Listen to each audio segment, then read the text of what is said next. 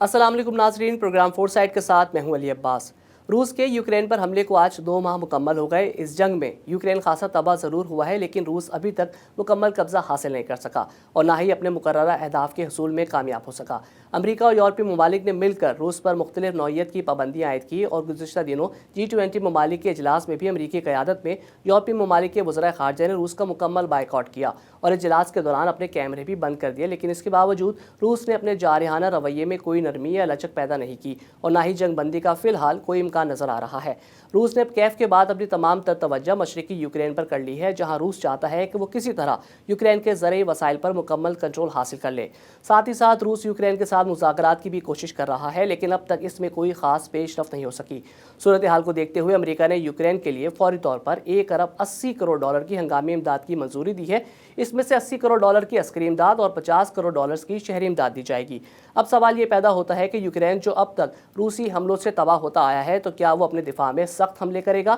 اگر ایسا ہوا تو پھر اس مزاحمت کے جواب میں روس کا رد عمل انتہائی خطرناک ہو سکتا ہے، کیونکہ امریکہ اور دیگر یورپی ممالک مستقبل میں یوکرین کے خلاف روس کی طرف سے نیوکلیئر اور کیمیکل ہتھیاروں کے استعمال کا خدشہ پہلے ہی ظاہر کر چکے ہیں۔ بہرحال صورتحال خاصی سنگین نوعیت اختیار کرتی جا رہی ہے۔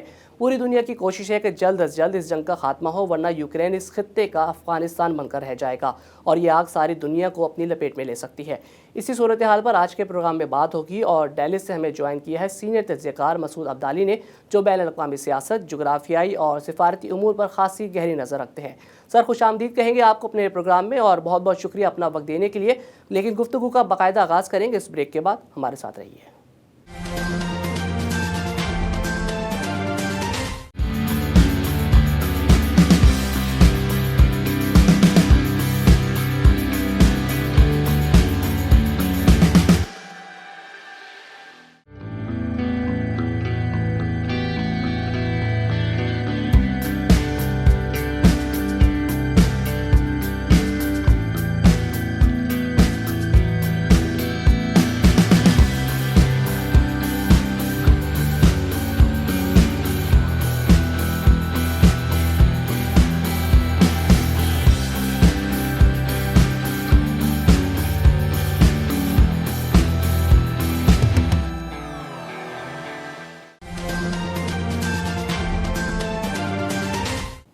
فورتھ سائٹ میں ایک بار پھر خوش آمدید۔ آج کا موضوع ہے روس اور یوکرین کے درمیان نہ ختم ہوتی ہوئی جنگ۔ دہلی سے سینئر تجزیہ کار مسعود عبدالی ہمارے ساتھ موجود ہیں۔ سر، پروگرام میں شامل ہونے کے لیے ایک بار پھر بہت شکریہ۔ عبدالی صاحب، کیا کہیں گے؟ 2 مہینے ہو گئے روس اور یوکرین کے درمیان جنگ کو۔ روسی صدر پیوٹن کہہ رہے تھے کہ جلد اپنا ہدف حاصل کر لیں گے، لیکن ابھی تک تو حملوں کا سلسلہ جاری ہے، اور اب یوکرین کے صدر زیلنسکی نے بھی مطالبہ کر دیا ہے کہ انہیں ماہانہ $7 ارب کی امداد دی جائے۔ تو کیا آپ کو لگتا ہے کہ یہ جنگ اب اتنی آسانی سے ختم ہو سکے گی؟ دیکھیں، ہر جنگ کی طرح اس جنگ کا بھی جو تجزیہ ہے وہ بڑا متضاد قسم کا ہو رہا ہے۔ روسی جو صدر صاحب ہیں، صدر پیوٹن، انہوں نے کل بھی یہ کہا ہے کہ سارے کا سارا جس کی جنگ جو آپریشن ہے، یہ جنگ ہے، اس کو لمیٹڈ آپریشن کہتے ہیں، وہ ان کے منصوبے کے عین مطابق چل رہا ہے اور کوئی بھی ان کو مایوسی نہیں ہوئی ہے۔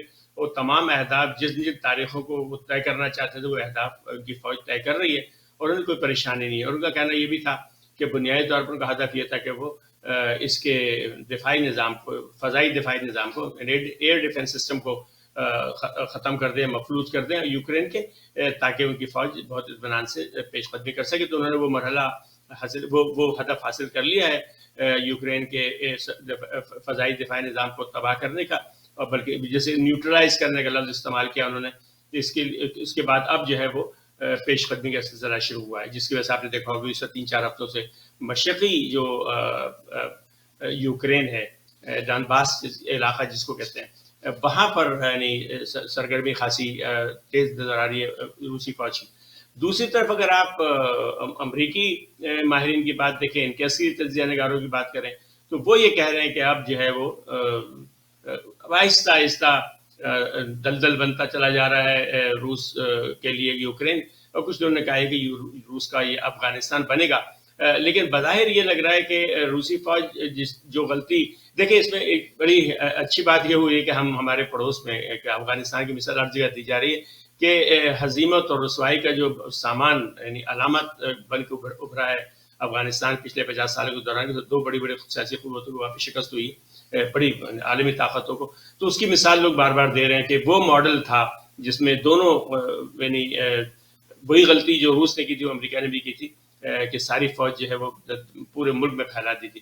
اس سے سبق سیکھتے ہوئے روس جو ہے اپنی سرحدوں کو اپنی فوجوں کو سرحد پر رکھا کہ آہستہ آہستہ بڑھا رہے گا. جیسے جیسے قبضہ کرتے چلے جائیں ان کی فوج بڑھتی چلی جائے. وہ سارے ملک کے اندر اپنی فوج نہیں اتار رہے. پہلے ہی ان کا ارادہ تھا کہ وسط یوکرین میں وہ اپنی فوج اتار دیں گے تاکہ جو فوج ہے یوکرین کی ہر طرف سے بزی ہو جائے یا انگیج ہو جائے. لیکن انہوں نے ایسا نہیں کیا. اچھا اب مسئلہ یہ ہے کہ اس کو تجزیہ آپ کریں تو واقعتاً یعنی ایسا لگ تو رہا ہے کہ روس اپنے یعنی مقاصد حاصل کرنے میں اب تک ناکام رہا ہے. انہوں نے پہلے بڑا حملہ کیا تھا, بہت دن تک وہ کوشش کرتے رہے کیف کو فتح کرنے کی جو ان کا دارالحکومت ہے, اور وہاں پر انہوں نے بڑی کوشش کی, 2-3 مہینہ لگائے. اور بات بالکل آپ کی صحیح ہے کہ یہ کہا یہ گیا تھا, یعنی پیوٹن صاحب اگرچہ یہ کہہ رہے ہیں کہ ہدف تمام چیزیں جو منصوبے کے مطابق ہیں, لیکن ایسا نہیں ہے. شروع میں کہہ رہے تھے 4 دن کے اندر یہ معاملہ جو ہے ختم کر دیا جائے گا. ان کا خیال تھا کہ 1 مارچ کو جو ہے وہ کیف کے اندر روس نواز حکومت قائم ہو جائے گی اور اس کے بعد وہ اپنی فوج کو واپس بلا لیں گے. لیکن یہ نہیں ہو سکا. تو اس لیے بظاہر یہ لگ رہا ہے کہ روس وہ اہداف اس لحاظ سے حاصل نہیں کر سکا. اور دوسری بات ہے کہ تحقیق تصدیق تو نہیں ہو پا رہی, لیکن ان کے جو جانی نقصان ہے اس کے بارے میں لوگوں کا خیال ہے کہ 20 سے 25 ہزار کے قریب روسی فوجی مارے گئے ہیں. اور ان کے یہاں بڑا مسئلہ حوصلے کا بھی ہو رہا ہے, اس لیے کہ اب انہوں نے بہت سارے نئے جسے کہتے ہیں رنگروٹ بھرتی کر کے بھیجے ہیں جن سے یعنی کام نہیں ہو پا رہا. انہوں نے جرنیل کو تبدیل بھی کیا وہاں پر. ٹھیک ہے, تو عبدالی صاحب آپ کیا سمجھتے ہیں اب روس کی نئی حکمت عملی کیا ہوگی, مزید نئے اہداف کیا ہیں اور اس کے فائدے یا نقصانات کیا ہوں گے؟ تو اب جو ہے بظاہر ایسا لگ رہا ہے کہ اس وقت جو ہدف ہے اس کا روس کا وہ یہ کہ مشرقی میں جو آپ دیکھیں کہ وہاں پر اگر آپ اس کو دیکھیں کہ وہاں انہوں نے 2014 میں کریمیا پہ قبضہ کیا تھا. اچھا کریمیا کا مسئلہ یہ ہے کہ کریمیا جو ہے وہ ایک یعنی جزیرہ نما ہے. جزیرہ نما کا مطلب یہ ہوتا ہے کہ وہ 3 طرف سے کسی سمندر میں اور صرف ایک راستہ خشکی کا اس کا ہے. تو ایک 3 میل لمبی ایک پٹی ہے, وہ اس کو ملاتی ہے یوکرین سے. دوسرے طرف سمندر کے ذریعے اس کو جو ہے وہ ایک آبنائے کرش ہے جو ان کا بحر ازاق ہے, جس کو روسی جو ہے وہ ایزوف کہتے ہیں اور یہ ہمارے تاتار ازاق کہتے ہیں. تو وہ ملا ہوا ہے ایک یعنی آبنائے سے روس کے ذریعے. اب روس کی جو اب بظاہر پالیسی نظر آتی ہے کہ روس جو ہے مشرقی یوکرین پہ قبضہ کری, جو علاقہ جیسے میں نے عرض کیا کہ ڈونباس کا علاقہ کہلاتا ہے, 2 صوبے تھے لوہانسک اور ڈونزک, اس کے اوپر پہلے سے اس کے بڑے سے پہلے سے قبضہ ہے روس کا. وہ اپنے قبضے کو بڑھا کر پھر اس کو جنوب مشرق کی طرف بڑھ کر کے وہ چاہتے ہیں کہ وہاں تک یعنی اپنی پٹی جو خشکی کی پٹی ہے اس کو ملا دیں یہاں تک کریمیا تک.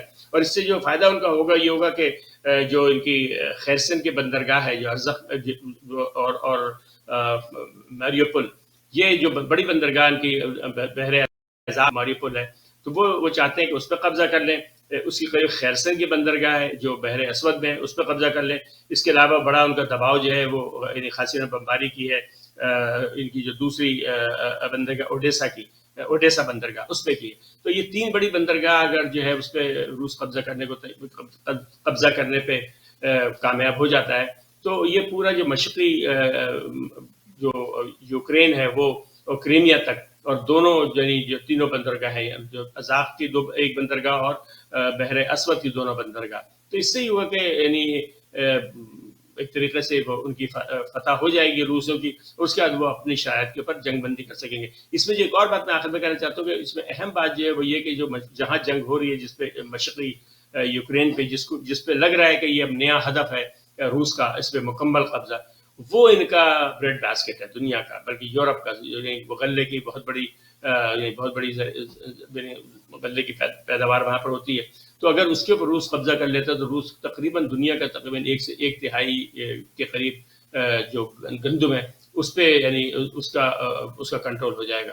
تو بظاہر ایسا لگ رہا ہے کہ روس جو ہے وہ اب جو ہے اپنی ساری توجہ اس نے مشرقی یوکرین پہ رکھی ہوئی ہے, جس میں 2 ان کے ہدف ہیں. ایک تو یہ کہ وہ چاہتے ہیں کہ क्रीमिया तक उनका बराह रास्त रब्ता हो जाए समुंदर और आबी और बर्री रास्ते दोनों से, और दूसरी बात है कि जो ज़रई वसाइल हैं यूरोप के यानी यूक्रेन के, उसके उसे कब्जा हो जाए, जिसे कहते हैं कि यानी रोटी की चंगेरी जो है वो उनके हाथ में आ जाए।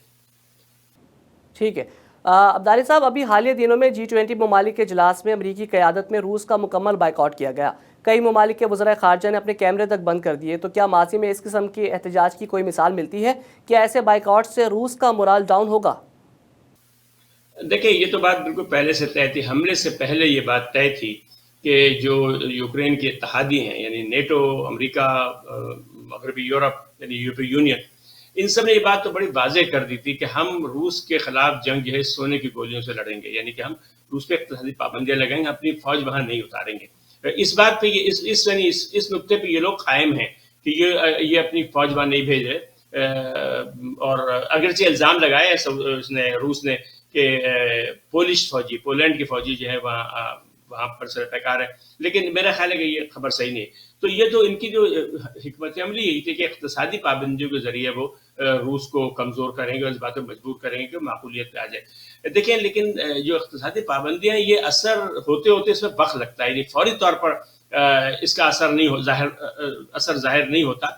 और ज़ाहिर के उसको रूस को इस बात का अंदाज़ा तो बल्कि अमरीका के सारे मुखालिफिन जो हैं, जो भी अमरीका के खिलाफ यानी कोई मजबूत मौक़िफ़ रखने वाले मुल्क हैं, वो सबसे पहले कोई अमली इक़दाम उठाने पहले अपनी मईशत के जिसे कहते हैं पेशबंदी कर लेते हैं कि हम किस तरह उसको संभालेंगे इनके वार को। तो वो मुझे लगा कि रूस ने खासी पेशबंदी कर ली थी और उसने यानी नकदी वगैरह भी जमा कर ली है अपने वसाइल को। जैसे कल उन्होंने कहा है पुतिन साहब ने कि हमें तो पाबंदी का फ़ायदा हो रहा है, इसलिए कि इससे हमारे जो सनतकार हैं, हमारी मुकामी सनत है, उनको इस वक्त जो है वो उनकी चांदी हो गई, वो शानदार फ़ायदा उठाएंगे, बल्कि इस पाबंदी की वजह से होगा हमारी सनत जो है मज़ीद तरक्की करेगी। लेकिन ऐसा है नहीं।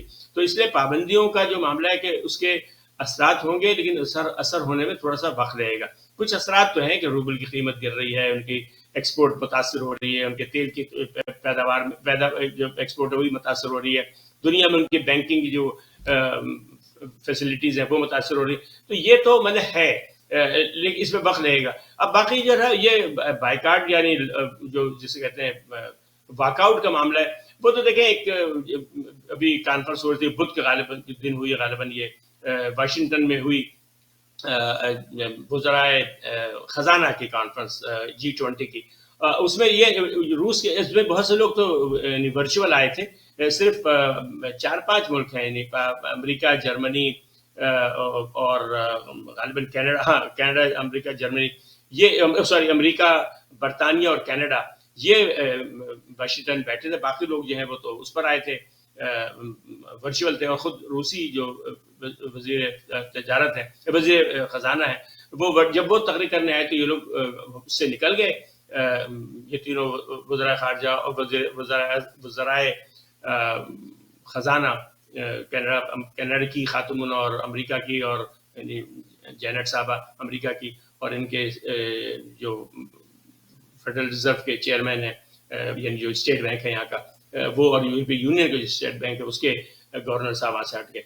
लेकिन बाकी जो इटली जो है वो ऑनलाइन नहीं आया था, और फ्रांस भी ऑनलाइन नहीं आया था। तो यानी उन्होंने बाइकाट के बजाय उन्होंने शिरकत ही नहीं की उसके अंदर। ये लोग तो इजलास से उठ के चले गए। अच्छा, इसमें एक बात वैसे कही जा रही है कि जो बात थोड़ी सी सफारती लिहाज से मुनासिब नहीं हुई अमेरिका के हवाले से, कि अमेरिका इसका मेज़बान था, और जो जैनेट साहबा, जो जैनेट जेल्सन जो अमेरिका की वज़ीर ख़जाना है, वो गोया सदारत कर रही थी इजलास की, वो मेज़बान थी।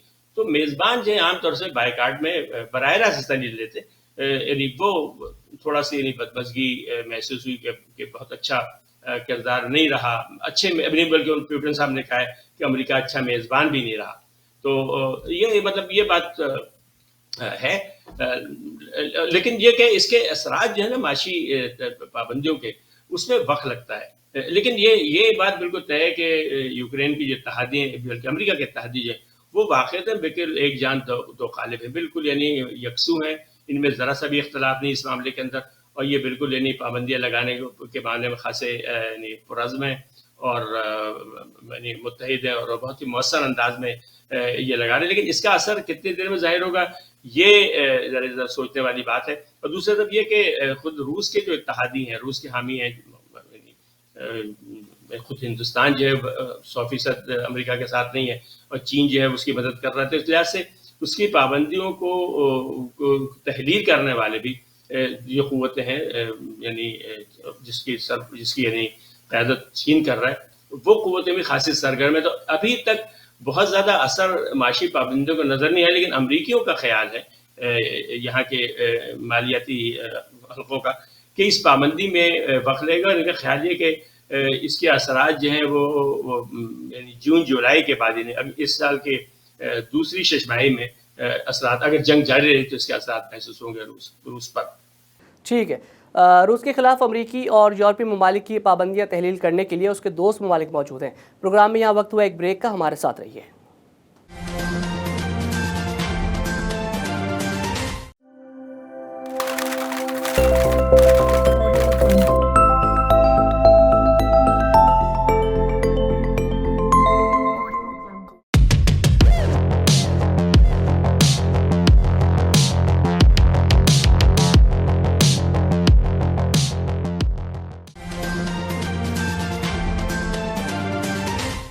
پروگرام فور سائٹ میں ایک بار پھر خوش آمدید. بریک پر جانے سے پہلے بات ہو رہی تھی روس پر امریکی اور یورپی ممالک کی پابندیوں اور یوکرین کے لیے امریکی امداد کی. سینئر تجزیہ کار مسعود عبدالی ہمارے ساتھ موجود ہیں. عبدالی صاحب، نیدرلینڈز تو پہلے ہی یوکرین کو بختر بند گاڑیاں بیچ رہا تھا، لیکن اب اضافی بھاری ہتھیار بھیجنے پر بھی غور کر رہا ہے. شروع میں امریکہ، یورپ سمیت نیٹو ممالک یوکرین کی پس پردہ حمایت جاری رکھے ہوئے تھے، لیکن اب باقاعدہ طور پر وہاں دفاعی ساز و سامان کی کھیپ بھی پہنچائی جا رہی ہے. آپ کو نہیں لگتا کہ روس کے لیے یوکرین میں اپنے مقاصد حاصل کرنے میں مشکلات خاصی بڑھ جائیں گی؟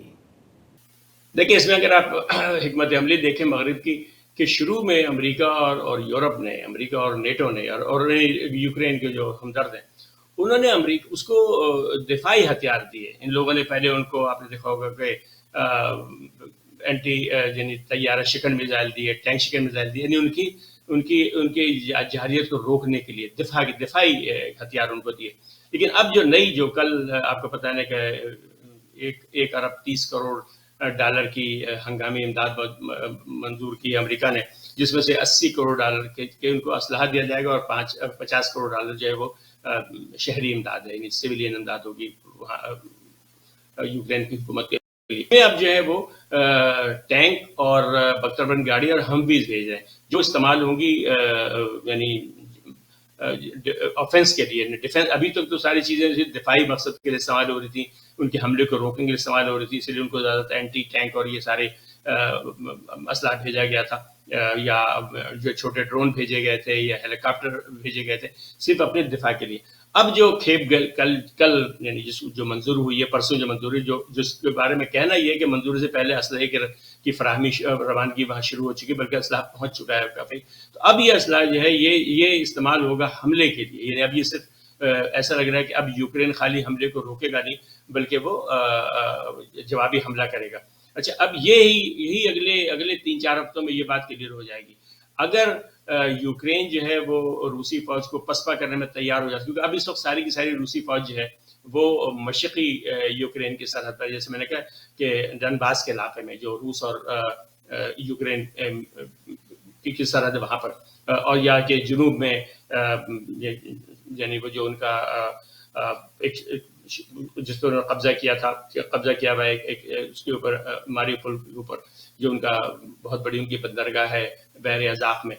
تو مجھے لگ رہا ہے کہ اب اگر اگلے جس طرح کا اسلحہ بھیجا جائے، چین نے، اور اس کے علاوہ برطانیہ نے بھی کچھ روسی ساختہ ٹینک جو ان کو پولینڈ اور ہنگری میں، پولینڈ چیکوسلوواکیہ میں تھے، وہ ان سے لے کر کے، خرید کر کے انہوں نے روانہ کیے ہیں اس میں یوکرین. اس لیے کہ پولینڈ اور ہنگری جو، پولینڈ اور چیکوسلوواکیہ خود نہیں چاہتے تھے براہ راست اس جنگ میں اسلحہ بھیجنا، تو اب برطانیہ ان سے اسلحہ لے کے بھیج رہا ہے. تو اگر یہ ٹینک وہاں پہنچ گیا اور ان کی کارکردگی ویسی ہی رہی جیسی امریکیوں کا خیال ہے کہ ہوگی، خاص طور جو امریکی ٹینک وہاں گئے، ایبرام ٹینک، تو یہ مجھے لگتا ہے کہ بات کہہ رہے ہیں کہ یہ جسے کہتے ہیں کہ ایک بڑی تبدیلی جو ہے وہ وہاں آ سکتی ہے گیم چینجر، یہ کہتے ہیں گیم چینجر، اس بار جو انہوں نے اسلحہ دیا یہ گیم چینجر ہے. اور اگر ان کے ٹینک اگر اس پہ جوابی حملہ کرنے میں کامیاب ہو گئے، یعنی اب تک تو وہ صرف دفاع کر رہے تھے، اگر وہ پسپا کر کے اپنی فوجوں کو آگے بڑھانے کی حکمت عملی جو چاہتے ہیں زیلنسکی صاحب، وہ بار بار یہ کہہ رہے ہیں کہ ڈیفنس میں ہمارا نقصان ہو رہا ہے اس لیے کہ وہ بمباری کرتے ہیں ہمارے اوپر اور اب ہم اس کا دفاع نہیں کر پاتے، تو ہمیں پھر اگر ایسی سہولت ملے کہ ہم جوابی حملہ کر سکیں اور ہم یعنی ان کو روکنے بجائے ان کو پسپا کرنے کی صلاحیت ہمارے اندر ہو، تو یہ جنگ جو ہے وہ ہم جیت سکتے ہیں. اچھا عبدالعلی صاحب، یہ بتائیے کہ یوکرین کو جو اتنی امداد ملے گی اس کے کیا اثرات آئیں گے، اور پھر یہ کہ روس کیا کیا آپشن استعمال کر سکتا ہے؟ میرا خیال ہے کہ 2-3 ہفتے میں یہ بات واضح ہوگی کہ یہ جو ابھی $80 کروڑ کی نئی کھیپ گئی ہے ٹینکوں کی اور بختر بند گاڑیوں کی اور ہمویز کی، اس کی یعنی پرفارمنس کیا ہوتی ہے اور کس طرح استعمال کرتے ہیں یوکرین کے لوگ. اگر اگلے 2-3 ہفتوں میں روس پسپا ہونا شروع ہو گیا اس علاقے سے، تو اس کے بعد میرا خیال روس کے لیے جنگ بندی کے علاوہ اور کوئی اور صورتحال رہے گی نہیں. یعنی ضد کی بات اور ہے، لیکن اس کے بعد مجھے لگتا ہے کہ یعنی وہ ایٹم بم استعمال کر لیں، کوئی بہت بڑی کارروائی کر لیں، اور بات ہے، لیکن اس کے بعد ان کے پاس جسے کہتے ہیں عسکری آپشن کوئی باقی نہیں رہے گا. عبدالعلی صاحب، روسی صدارتی پیلس کرملن کے ترجمان دمیتری پیسکوف کے مطابق مذاکراتی مرحلے کے دائرہ کار میں ایک دستاویز یوکرین بھیج دی گئی ہے اور اب کیف انتظامیہ کے جواب کے منتظر ہیں. تو کیا یوکرین جنگ بندی نہیں چاہتا جو مذاکرات کسی حتمی نتیجے تک نہیں پہنچ سکے اب تک؟ دیکھیں، ابھی تک روس کو یہ امید ہے کہ وہ یوکرین فتح کر لے گا یا یوکرین کے بڑے حصے پر قبضہ کر لے گا، کہ جس کی وجہ سے اب دیکھیں نا اس وقت نئی جو صورتحال نیا محاذ کھلنے والا ہے کہ وہ فن لینڈ کی جو پارلیمان ہے وہ بحث کر رہی ہے اس بات پر کہ ہم نیٹو کی رکنیت اختیار کریں یا نہ کریں.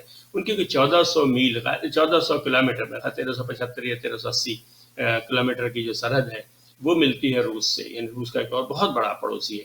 اب وہاں پر بھی نیٹو کی رکنیت کی بات ہو رہی ہے. اس کے علاوہ ناروے میں بھی بحث ہو رہی ہے، اور اسی طرح اور جو دوسرے ممالک. اور دوسری بات ہے کہ اور ناروے اور یعنی یوکرین کا معاملہ یہ تھا کہ یوکرین نے خود درخواست کی تھی کہ وہ نیٹو کا رکن بننا چاہتے ہیں، جبکہ نیٹو کی جنرل سیکرٹری نے یہ کہا تھا، آپ کو پتا ہوگا 2-3 ہفتے پہلے انہوں نے ایک ٹویٹ بھیجی تھی، اس میں لکھا تھا کہ اگر ناروے اور فن لینڈ نیٹو کی رکنیت کے لیے درخواست دیں تو انہیں خوش آمدید کہا جائے گا. اور پھر ایک اور کہ وہاں جو ان کی ریکوائرمنٹ ہے، جمہوری نظام ہونا چاہیے، احتساب ہونا چاہیے، آزاد بینک ہونے چاہیے، آزاد عدلیہ ہونی چاہیے، وہ ظاہر ہے کہ وہ معیار پہ پورا اترتے ہیں فن لینڈ اور ناروے. تو ان کا معاملہ یہ ہے کہ انتظار کی کیفیت بھی نہیں ہوگی جو یوکرین کی تھی. یوکرین کو تو 1 سال دیا گیا تھا تیاری کرنے کے لیے کہ اگر وہ یعنی روس کچھ نہ کرتا اور رکنیت کا اعتراض نہ کرتا تب بھی یہ 2025 سے 26 میں ان کو رکنیت ملتی، جبکہ ان دونوں کو مل جائے گی. تو اب ایک اور جو یعنی روس کے لیے مسئلہ پیدا ہو رہا ہے کہ اگر فن لینڈ بھی بن گیا نیٹو کا رکن تو روس کو ایک فتح چاہیے یہاں پر. اگر وہ فتح حاصل، جو مذاکرات ناکام ہو رہے ہیں اس کی وجہ یہ کہ روس یہ مذاکرات ناکام روس کی وجہ سے روس اس لیے ہو رہی ہے. روس کا خیال ہے کہ اس کا اپر ہینڈ ہے، اس کو برتری حاصل ہے اس جنگ میں. ضرورت جو ہے وہ صحیح بات ہے کہ تباہ تو یوکرین ہوا ہے، روس کا جو نقصان ہوا ہے وہ تو زیادہ سے زیادہ وہ کہہ رہے ہیں 25,000 فوجی ان کے مرے ہیں. یہ سارا ان کا عسکری نقصان ہوا ہے، ان کے ٹینک تباہ ہوئے اور جہاز گرے سب کچھ، لیکن ان کی ملک کے اندر کوئی تباہی نہیں، بلکہ لیکن اس کو اگر ہم دیکھیں یوکرین تو بالکل ملبے کا ڈھیر بن گیا. اس کے سارے بڑے شہر جو ہیں وہ تباہ ہو چکے ہیں، پانی کے ذخائر تباہ ہو گئے ہیں. ان کے کوئی 76 یعنی کوئی 7 ملین 70-80 لاکھ کے قریب لوگ جو ہیں وہ بیرون ملک چلے گئے، اور اندرون جو IDPs جو ہوتے ہیں وہ یعنی علاقوں میں، تو وہ تو یعنی سارا تو اس لحاظ سے جو ترجیح اول ہے وہ تو ضرورت جو ہے اس میں جنگ بندی کی وہ تو یوکرین کو ہے، جبکہ روس کو ظاہر ہے کہ جیسے میں نے کہا کہ برتری حاصل ہے. تو روس یہ چاہ رہا ہے کہ کسی طریقے سے وہ ایک بڑے حصے پہ قبضہ کر لے، اور قبضہ اس سے مطلب قبضہ مستحکم نہیں ہو پا رہا، وہ قبضہ کرتا ہے شہر پر اور اس کے بعد وہ جیسے ماری پول پہ کب سے وہ کہہ رہے ہیں کہ انہوں نے قبضہ کیا ہوا ہے، لیکن کل تک کی خبر یہ ہے کہ نہیں، اس کے وہاں بھی مزاحمت جاری ہے یوکرینیوں کی. تو اس لیے جو امن کوششیں اس لیے کامیاب نہیں ہو رہی کہ پیوٹن صاحب کو ایک فتح مبین چاہیے. جب تک وہ ان کو صاف کلیئر کٹ فتح نہیں ملے گی اس وقت تک مذاکرات کی میز یا تو کھلی شکست ہو جائے ان کو کہ ہتھیار ڈالنے مجبور ہو جائے، پھر تو ظاہر کہ معاملہ بالکل دوسرا ہو جائے گا، یا یہ کہ اتنے بڑے حصے پہ اتنی زبردست ان کا قبضہ ہو جائے کہ اس کے بعد وہ مذاکرات شروع کر سکے. تو جب تک کوئی فیصلہ کن کامیابی نہیں حاصل ہوتی روس کو، اس وقت تک میں نہیں سمجھتا کہ پیوٹن صاحب مذاکرات کے میز پر آئیں گے سنجیدگی کے ساتھ. وہ آتے تو ہیں، بات چیت تو ہوتی ہے، لیکن زیادہ تر بات چیت اس بات پر ہوتی ہے کہ کس طرح زخمیوں کو علاقہ سے نکالا جائے. یعنی ابھی تک امن کے لیے کوئی ٹھوس بات نہیں ہوئی ہے. تو اس کی وجہ یہی ہے کہ روس انتظار کر رہا ہے کسی فیصلہ کن فتح کا، اور نیٹو انتظار کر رہا ہے اس بات کے کہ امریکہ روس کی فیصلہ کن شکست ہو جائے. تو اب دیکھیں کہ اسی وجہ سے یعنی دونوں فریق جو ہیں وہ مخلص نہیں ہے بات چیت میں. بہت بہت شکریہ. سینئر تجزیہ کار مسعود عبدالی ڈیلس سے ہمارے ساتھ موجود تھے. خاصی تفصیل سے روس اور یوکرین کے درمیان جنگ پر اپنا تجزیہ پیش کیا. یوکرین کو اگر اسی طرح امریکی اور یورپی ممالک کی حمایت اور اسے امداد کی فراہمی جاری رہی تو یہ جنگ طوالت ضرور اختیار کر جائے گی، لیکن اس کے نتیجے میں یوکرین صرف ملبے اور تباہی کا ڈھیر بن کر رہ جائے گا. فی الحال پروگرام کا وقت اپنے اختتام کو پہنچا. پروگرام ٹیم کے ساتھ اجازت دیجیے. اللہ نگہبان.